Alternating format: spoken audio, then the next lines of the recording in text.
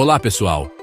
Hoje, vamos embarcar em uma jornada para entender melhor as políticas públicas de segurança no Brasil, um tema essencial para todos nós. Primeiro, vamos dar um passo atrás e refletir sobre a evolução dessas políticas. Imaginem que estamos em 1988, o ano em que a nova Constituição Federal foi promulgada. Naquele momento, o Brasil estava se consolidando como um Estado democrático de direito, buscando garantir direitos fundamentais a todos os cidadãos. Um dos pilares dessa Constituição foi, sem dúvida, a defesa dos direitos humanos. Mas o que isso tem a ver com segurança pública? Bem, as políticas de segurança não podem ser apenas uma resposta à violência. Elas devem assegurar que todos tenham acesso a direitos básicos e proteção. Portanto, a segurança pública no Brasil começou a ser entendida não apenas como a presença da polícia, mas como um sistema que deve promover segurança e dignidade. Vamos pensar na segurança pública como um grande quebra-cabeça, onde cada peça representa um elemento das políticas públicas. Uma peça pode ser a eficácia das forças de segurança, enquanto outra pode representar a educação e o envolvimento da sociedade. Quando todas essas peças se encaixam, conseguimos construir um cenário onde a segurança e os direitos humanos coexistem de forma harmônica. E aí vocês podem se perguntar: o que exatamente são políticas públicas? De maneira simples, podemos entender políticas públicas como estratégias e programas que visam solucionar problemas sociais. Elas são desenhadas pelo governo, mas sempre devem estar em diálogo com as necessidades da sociedade. No contexto da segurança pública, isso significa planejar ações que não só combatam a criminalidade, mas que também promovam a inclusão e a cidadania. Agora que estabelecemos esse panorama, que tal explorarmos como a segurança pública no Brasil se estruturou atualmente? No próximo bloco vamos discutir sobre o Sistema Único de Segurança Pública, o SUSP, e como ele busca integrar diferentes forças de segurança para um resultado mais eficaz. Agora que já compreendemos a evolução das políticas de segurança no Brasil e sua conexão com os direitos humanos, vamos falar sobre um passo crucial nesse caminho: a criação do Sistema Único de Segurança Pública, ou SUSP. Vamos começar entendendo o que é o SUSP. Criado pela Lei no 13.675, em 2018, o SUSP foi um marco na busca por uma gestão mais integrada e eficaz de segurança pública no país. Imaginemos que a segurança pública é como uma orquestra sinfônica. Para que a música saia harmoniosa, todos os instrumentos precisam tocar juntos, na mesma sintonia. O SUSP surgiu exatamente com esse objetivo: promover a coordenação e a cooperação entre diversas forças de segurança, como a Polícia Federal, polícias estaduais e guardas municipais, entre outras. Agora, pensem na gestão de segurança pública como um grande quebra-cabeça. Cada órgão de segurança representa uma peça desse quebra-cabeça. Antes do SUSP, esse quebra-cabeça era frequentemente perdido, com as peças espalhadas e sem uma estrutura clara. O SUSP, então, é a moldura que permite que todas as peças se encaixem de maneira organizada e conectada. Mas, o que a Lei no 13.675 estabelece exatamente? Ela determina diretrizes claras e objetivos para a atuação integrada dos órgãos de segurança. Um dos principais focos da lei é garantir que haja uma resposta eficaz e coordenada a incidentes de segurança, alinhando estratégias e recursos entre os diferentes níveis de governo, federal, estadual e municipal. Vamos agora aos objetivos do SUSP. Entre eles, destaca-se a necessidade de trabalhar em conjunto para prevenir e combater a criminalidade, promovendo assim a segurança de todos os cidadãos. O SUSP também visa a criação de um fluxo de informações entre os vários órgãos de segurança, permitindo que dados sobre ocorrências e ações sejam compartilhados rapidamente. Essa troca de informações é essencial para que os agentes de segurança possam atuar de forma proativa e não apenas reativa. Para ilustrar essa integração, imaginemos uma situação típica: um alerta de um crime em andamento em um bairro. Com o SUSP em funcionamento, o evento é imediatamente comunicado a todas as forças de segurança, permitindo uma resposta rápida e eficaz. Assim, a Polícia Federal, por exemplo, pode colaborar com as polícias estaduais e municipais, unindo esforços para a captura de suspeitos e a resolução do incidente, reforçando a ideia de que a segurança pública é responsabilidade de todos. É importante salientar que a criação do SUSP não significa apenas um aumento no efetivo policial ou mais viaturas nas ruas. A filosofia por trás desse sistema envolve repensar as estratégias de segurança e investir na capacitação dos profissionais, promovendo uma abordagem mais humana e integrada, que enfrenta não apenas os efeitos da violência, mas suas causas profundas. Uma segurança que não se baseia apenas em repressão, mas também em inclusão e prevenção. Chegamos a um dos capítulos mais críticos da nossa discussão sobre segurança pública: os desafios enfrentados no Brasil, particularmente a questão da criminalidade e das organizações criminosas. Você já parou para pensar como a criminalidade e a estrutura das facções criminosas impactam o nosso dia a dia e a nossa segurança? Vamos juntos explorar essa realidade. Para entender a gravidade da situação, é essencial olharmos para os números. Em um estudo recente, foi revelado que o Brasil possui uma das taxas de homicídio mais altas do mundo. Em 2022, cerca de 47.500 pessoas foram assassinadas. Esses números não são apenas estatísticas frias. Cada uma dessas vidas perdidas representa uma história interrompida e um impacto profundo nas famílias e comunidades. Mas o que está por trás desses números? A resposta vai além da criminalidade isolada. Envolve o fenômeno do crime organizado. Neste cenário, as facções criminosas, que se estabeleceram dentro e fora dos presídios, têm um papel central. Vamos imaginá-las como grandes empresas que operam no submundo, estabelecendo suas regras e dominando territórios com uma estrutura organizacional impressionante. Tanto é que, segundo especialistas, grande parte da criminalidade violenta está diretamente ligada à disputa entre essas facções, que lutam pelo controle de mercados ilícitos, como o tráfico de drogas e armas.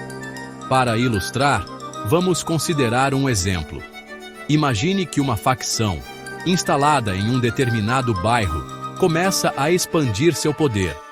Eles não apenas controlam o tráfico, mas também começam a influenciar outras áreas da vida local, como a extorsão e até mesmo o fornecimento de serviços básicos.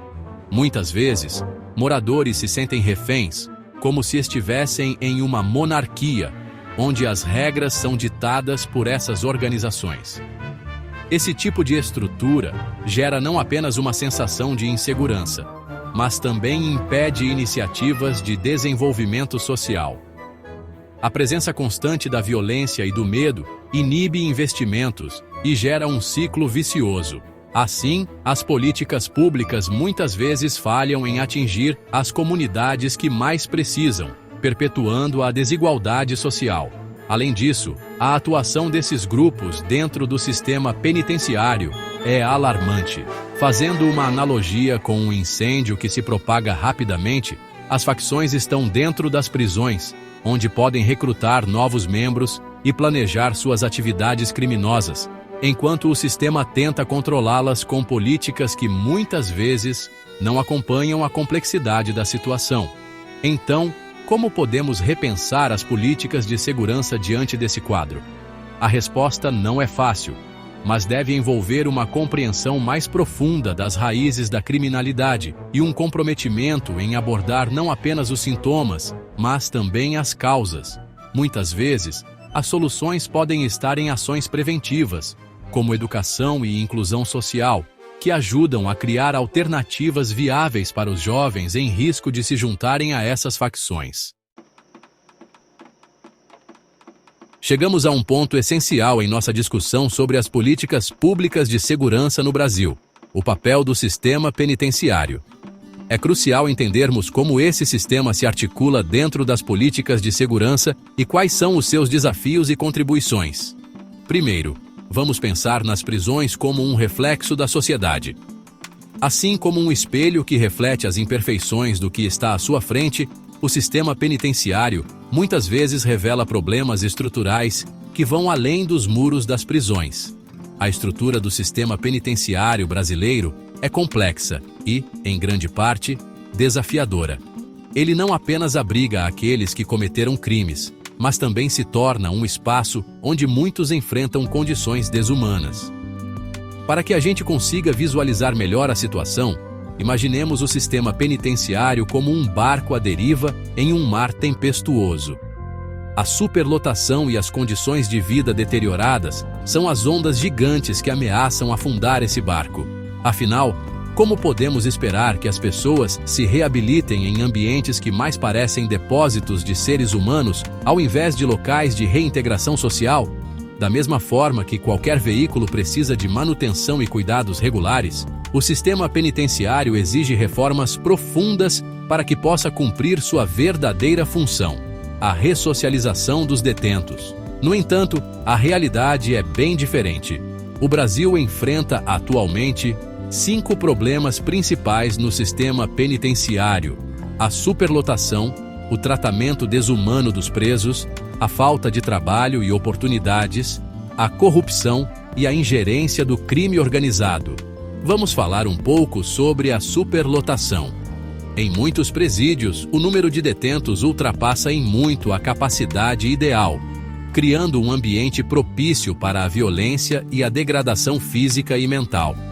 Apenas em 2022, estima-se que algumas unidades prisionais estavam operando com 200% da sua capacidade.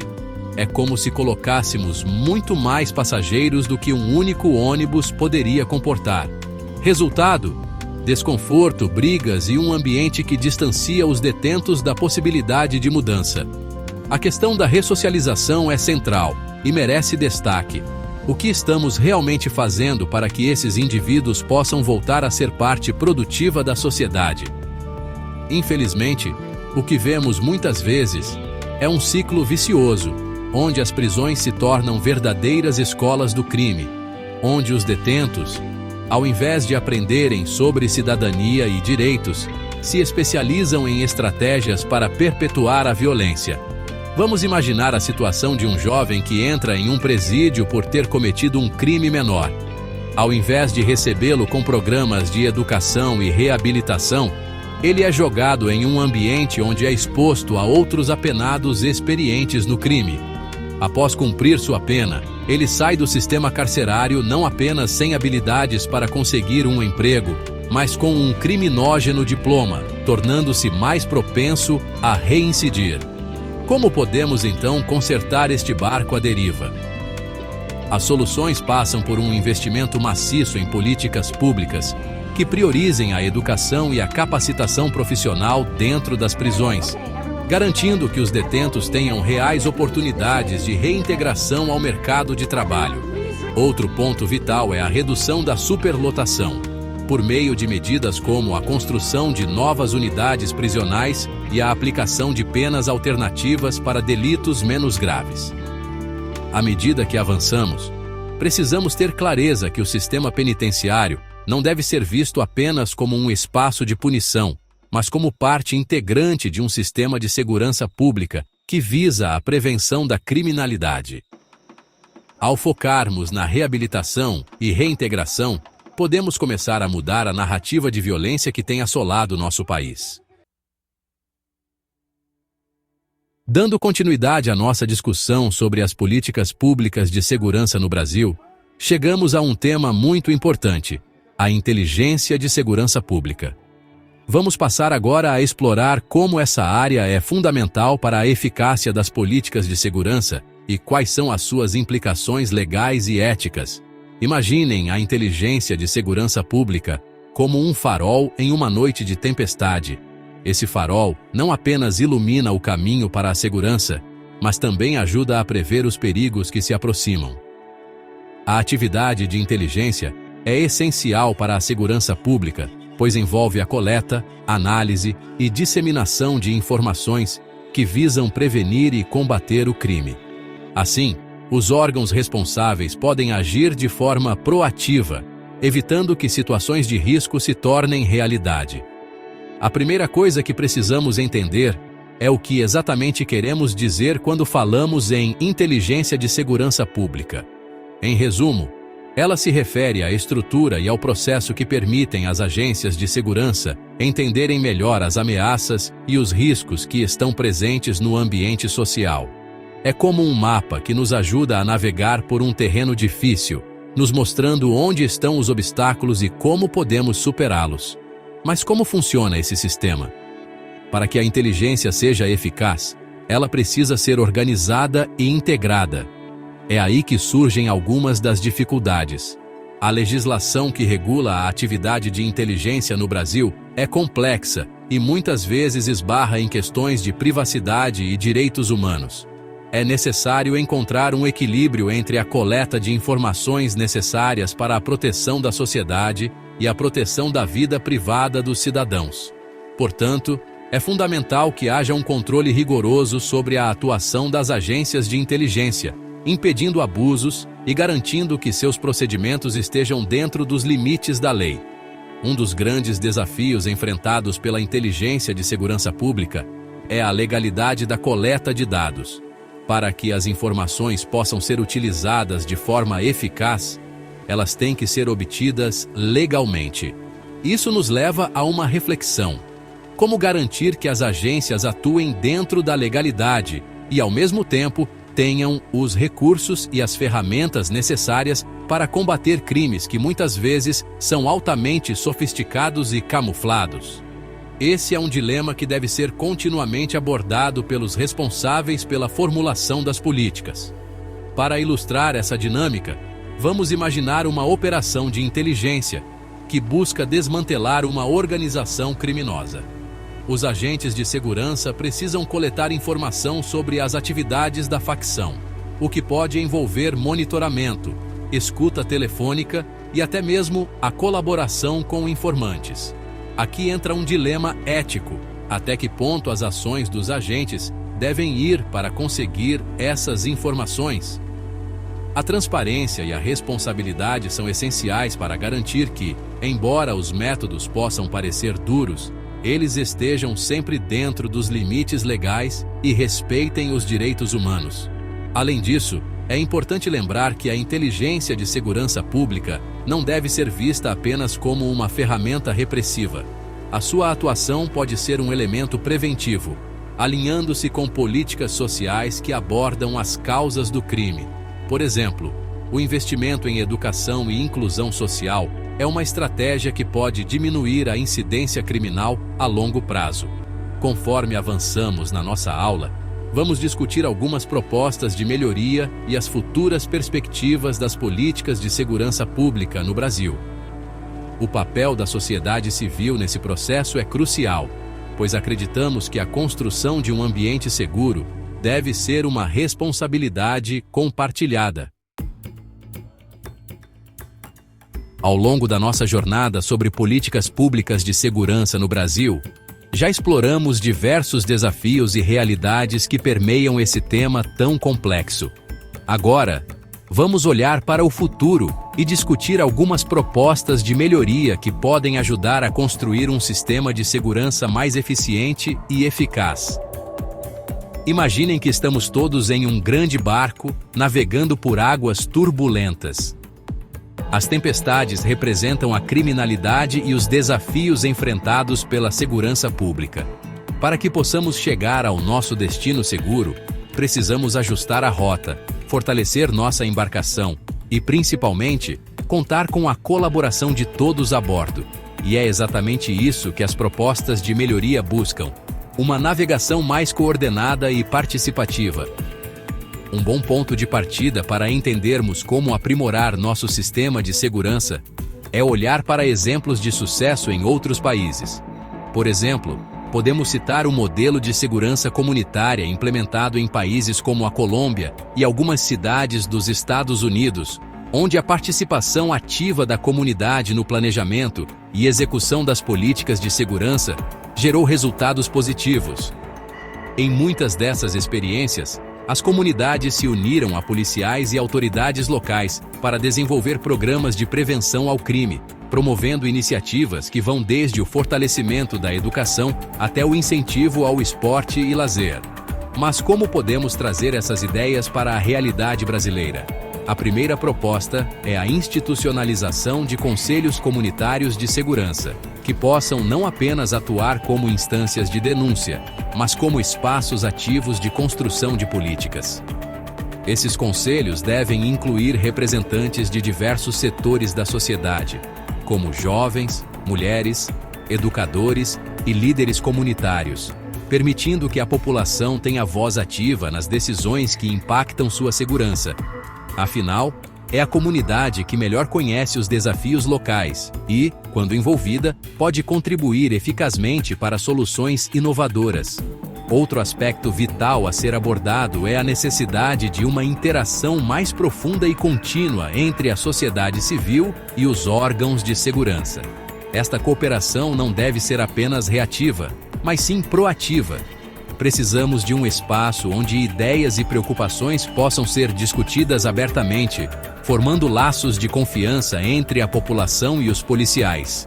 Por exemplo, programas de policiamento comunitário, onde policiais atuam lado a lado com a comunidade em atividades preventivas, podem reduzir o medo e aumentar a sensação de segurança. Com base nas experiências externas e nas propostas, o objetivo é transformar o sistema de segurança num verdadeiro reflexo da sociedade, onde se priorize a prevenção em vez da repressão. Essa visão não só pode contribuir para a redução dos índices de criminalidade, mas também para a promoção dos direitos humanos, cultivando um ambiente onde todos se sintam seguros e respeitados. Ao olharmos ainda para o futuro, é fundamental que continuemos a dialogar sobre a importância da educação, saúde e emprego como pilares para uma sociedade mais segura. Pois quando as necessidades básicas são atendidas, a violência tende a diminuir. Agradeço a todos pela participação e por estarem aqui. Até a próxima aula!